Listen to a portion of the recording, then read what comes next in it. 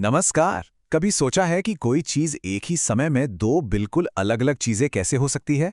मतलब कोई चीज एक ही वक्त पर पत्थर जैसी ठोस भी हो और पानी की लहर जैसी फैली हुई भी। ये कैसे हो सकता है? ठीक है, चलिए आज इसी में गोता लगाते हैं और फिजिक्स के सबसे हैरान कर देने वाले रहस्यों में से एक से पर्दा उठाते हैं, पदार्थ और विकिरण की दोहरी प्रकृति। देखिए, सदियों से ना एक सवाल था जो सबके दिमाग में घूम रहा था। आखिर ये प्रकाश, ये लाइट है क्या?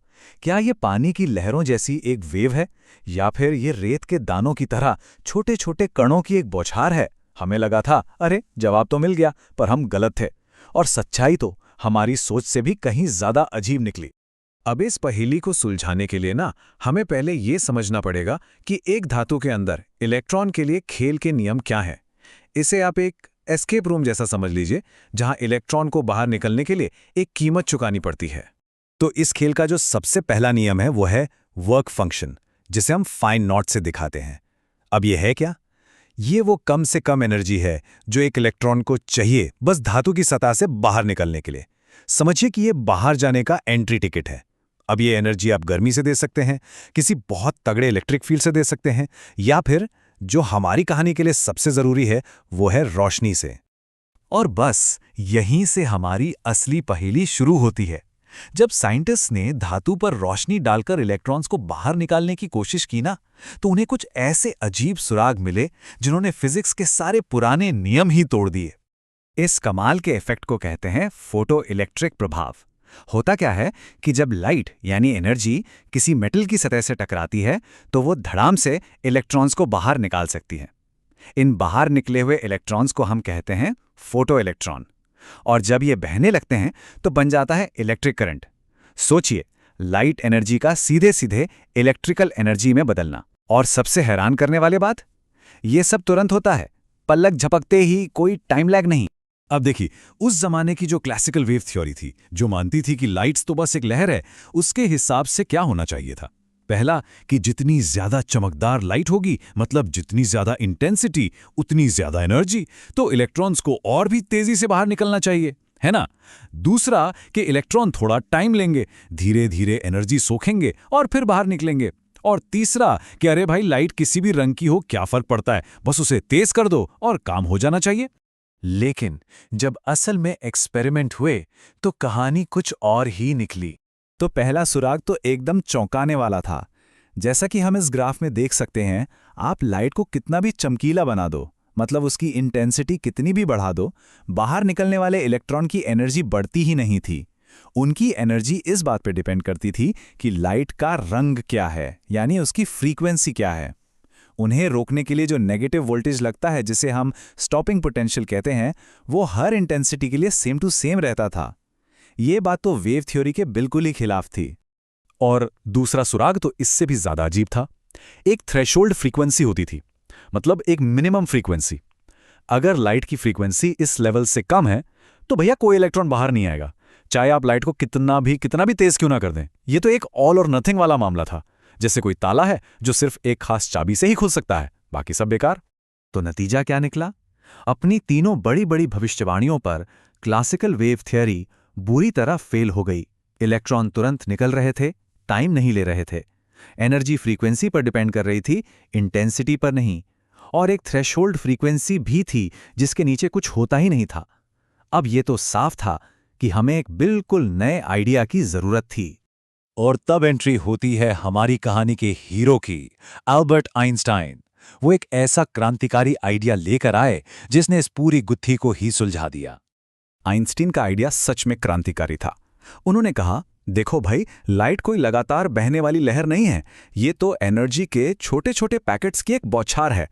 और इन पैकेट्स को उन्होंने नाम दिया फोटॉन। हर एक फोटॉन के पास E=h के बराबर एनर्जी होती है। यहाँ h है प्लैंक कांस्टेंट और न्यू है लाइट की फ्रीक्वेंसी।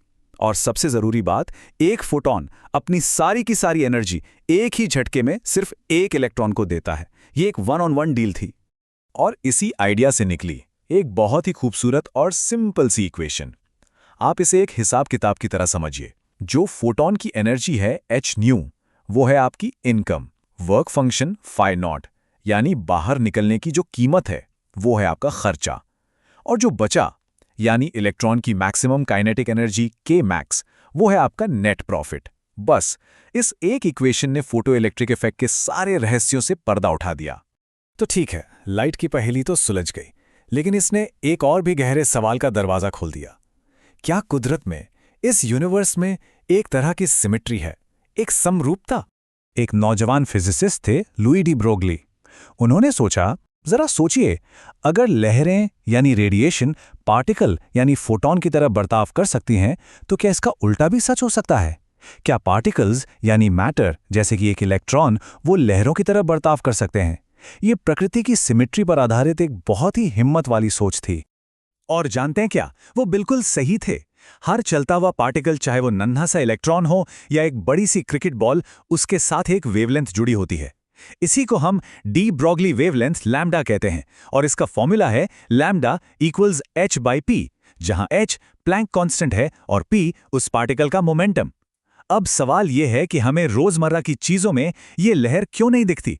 वो इसलिए क्योंकि बड़ी चीजों का मोमेंटम इतना ज्यादा होता है कि उनकी वेवलेंथ इतनी छोटी हो जाती है कि उसे नापना लगभग नामुमकिन है। तो अब जब हम इन सारे टुकड़ों को एक साथ जोड़ते हैं, तो हमें यूनिवर्स के बारे में एक बिल्कुल नई, थोड़ी अजीब पर बहुत गहरी समझ मिलती है। तो चलिए इस नई हकीकत को, जो मेन इक्वेशंस और टर्म्स डिफाइन करती हैं, उन पर एक नज़र डालते हैं। सबसे पहले है प्लैंक्ड कांस्टेंट h, जो फोटॉन की एनर्जी E = h न्यू की जान है। फिर आता है स्टॉपिंग पोटेंशियल V0, जिससे हमें इलेक्ट्रॉन की मैक्सिमम एनर्जी का पता चलता है। वर्क फंक्शन φ0, वो निकलने का खर्चा है। थ्रेशोल्ड फ्रीक्वेंसी μ0, वो मिनिमम फ्रीक्वेंसी है जिसके बिना इलेक्ट्रॉन बाहर आ ही नहीं सकता। और आखिर में डी ब्रॉगली वेवलेंथ लैम्डा, जो हर चलते हुए पार्टिकल के वेव नेचर को दिखाती है। तो इस पूरी कहानी से हमें क्या सीखना है? सबसे जरूरी बातें क्या हैं? पहली, रेडिएशन जैसे कि लाइट जब मैटर से टकराता है तो एक पार्टिकल की तरह काम करता है। दूसरी, मैटर जैसे कि इलेक्ट्रॉन जब चल रहा होता है तो एक वेव की तरह काम करता है। और तीसरी और शायद सबसे दिमाग घुमा देने वाली बात, हम हकीकत का कौन सा चेहरा देखेंगे, ये इस बात पर डिपेंड करता है कि हम एक्सपेरिमेंट कौन सा कर रहे हैं। तो ये कोई कंफ्यूजन या विरोधाभास नहीं है, ये एक ज्यादा गहरी सिमेट्रिकल सच्चाई है। क्वांटम मैकेनिक्स इन दोनों आइडियाज को, जो बिल्कुल अलग लगते हैं, उन्हें एक ही धागे में पिरोकर यूनिवर्स की एक पूरी तस्वीर बनाती है। कोई चीज सिर्फ पार्टिकल या सिर्फ वेव नहीं है, वो एक ही समय पर दोनों है। और ये हमें एक आखिरी सवाल पर लाकर छोड़ देता है, जिस पर सोचने की जरूरत है। अगर हमारे देखने या नापने का तरीका ही नतीजे को बदल देता है, तो फिर हकीकत असल में है क्या, जब कोई उसे देख नहीं रहा होता?